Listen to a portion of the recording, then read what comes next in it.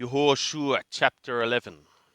And it was, when Yabin king of Hasor heard thereof, that he sent to Yobab king of Madon, and to the king of Shimron, and to the king of Achshaph, and to the kings that were on the north, in the hill country, and in the Arava, south of Kinneroth, and in the lowland, and in the heights of Dor on the west, to the Canaani on the east and on the west, and the Amori, and the Hitti, and the Perizi, and the Yebusi in the hill country, and the Hiwi under Hermon in the land of Mithpah. And they went out, they and all their hosts with them, much people, even as the sand that is upon the seashore in multitude, with horses and chariots very many. And all these kings met together, and they came and encamped together at the waters of Merom to fight with Yisrael. And Yahweh said to Yehoshua, Be not afraid because of them, for tomorrow at this time will I deliver them up, all slain, before Yisrael.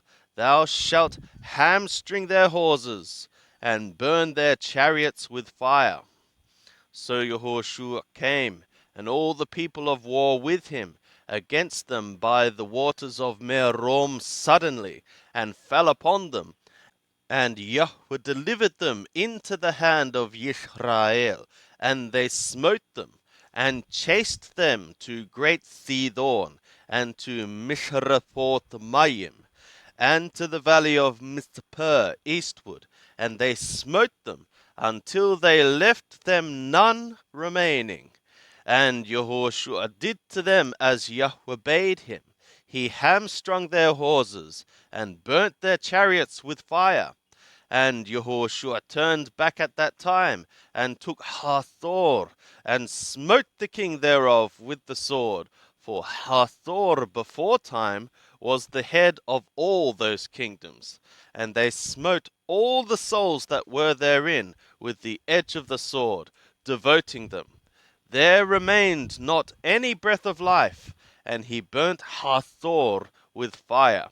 And all the cities of those kings, and all the kings of them, did Yehoshua take, and he smote them with the edge of the sword, and devoted them, as Moshe the servant of Yahweh commanded. But as for the cities that stood on their mounds, Yisrael burned none of them, except Hathor only. That did Yehoshua burn. And all the spoil of these cities and the cattle the children of Yisrael took for a prey to themselves. But every man they smote with the edge of the sword, until they had destroyed them. They left not any breath of life. As Yahweh commanded Moshe his servant, so did Moshe command Yehoshua. And so did Yehoshua. He left nothing undone of all that Yahweh commanded Moshe.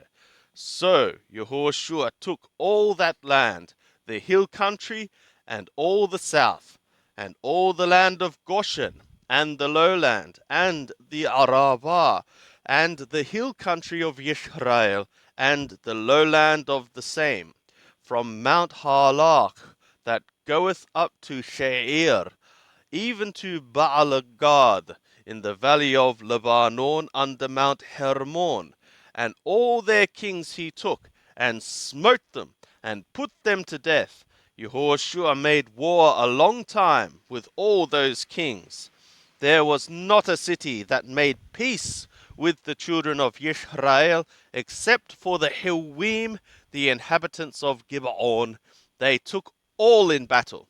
For it was of Yahweh to make strong their hearts, to come against Yisrael in battle, that he might devote them, that grace be not for them, but that he might destroy them, as Yahweh commanded Moshe.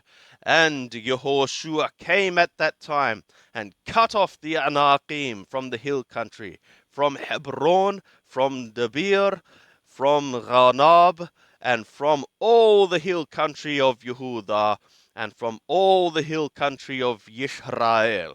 Yehoshua devoted them with their cities. There was none of the Anakim left in the land of the children of Yisrael. Only in Gaza, in Gath, and in Ashdod did some remain.